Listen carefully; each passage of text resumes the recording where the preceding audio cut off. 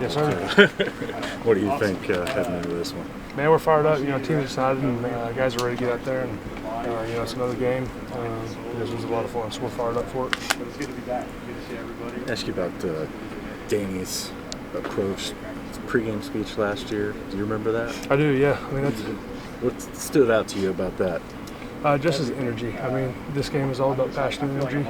I think Danny brings that to every game, but especially this one. It blew up last year, and I mean, there's reasons for that. He deserves it, but that's one of our team leaders, and everyone gets behind him and drives that message. What do you see, Jacob, in their defensive front, and what are you going to be going against on Saturday?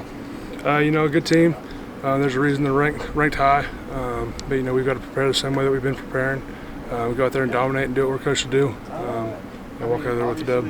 The fact that you guys, this may be the same line for a second consecutive week. You've had 3 weeks to work on it now. How much is that going to help you guys? Yeah, it'll be huge. Guys are getting to practice where they're at, and going into a game that's going to be really helpful. Just knowing your assignments and keys and what we're looking for, and you've now halfway through the season getting to work with the same guys, being able to field blocks, all that stuff counts. How much progress do you feel like this offensive line was able to make over the last week or so? A lot of progress. Biggest thing is just getting guys healthy and everyone's juiced to play. A couple days off into a week like this is huge. So everybody's fired up and just ready to get going. Jake, your dad was a Texas guy. You were heavily recruited by Texas and just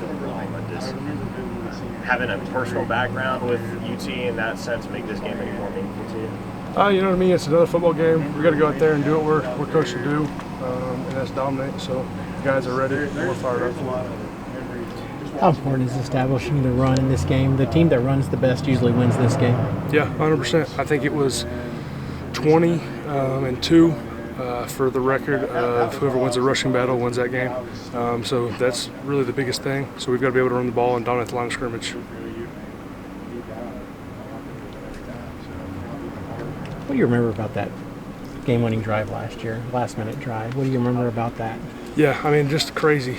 There's a lot of people coming. Walter Rouse took 2 guys. I mean, that's insane. Very impressive by him. A great throw and a great catch by Nick. I mean, that's just the way to end the game like that. You guys found out about Roush after the game, or found out he did that. What did you guys think about that? I mean, we were fired up for him. Everyone was juiced up, and we saw that actually as it happened. So you go out there to support your teammate and trying to keep everyone off the field, but we're like, let's go. So we were fired up for him. How much can a drive like that springboard the second half of a season? Oh yeah, no, it's huge. I mean, getting a win in a game like this is what can fuel you for the entire rest of the season going into postseason play.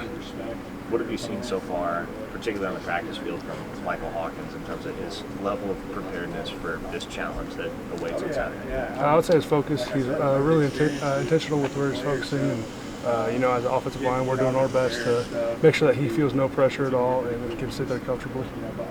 Sarkisian said today during his press conference, their goal is to confuse him, to not make him feel comfortable. How important is it for you as an offensive line to make him feel comfortable, to make him not feel that pressure? It's huge. I take it all on the O-line. We've got to be able to hold up and be able to protect for him. We don't want him to feel anything because, he's going to be out there, and we've got to protect and do our job so he can do his. It's unusual for a true freshman to accept that leadership role, but what's he been like off the field? What's he been like in the locker room? He's been great. Stepped in, he's a big leader, comes in and vocal leader, talks to the guys, juices them up, so that's exactly what we need.